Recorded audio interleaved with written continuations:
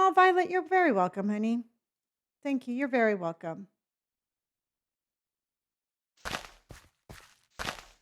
And that's just the whole thing. Here's the thing, everybody, is sometimes people can be mean. And then when we do something like, take away a server or something like that, they try to make you feel like the bad person. And please know that this is not you. All right. I mean, I highly doubt you're doing this just to be mean.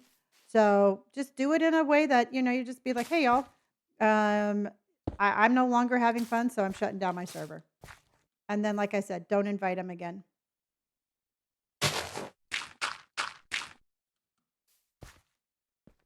Yeah.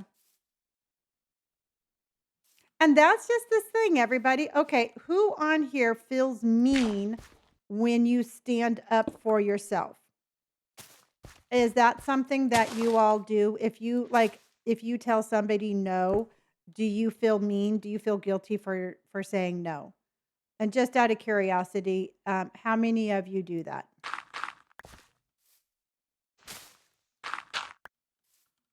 Sometimes you do.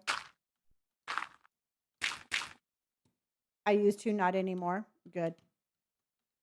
Me, me, me. Okay. Well, I want you to know that standing up for yourself in a manner that's not being mean, just being like I'm going to shut this down because I'm not having fun, is not being mean. Self-care, holding up for yourself, again, I cannot say this enough, is not mean.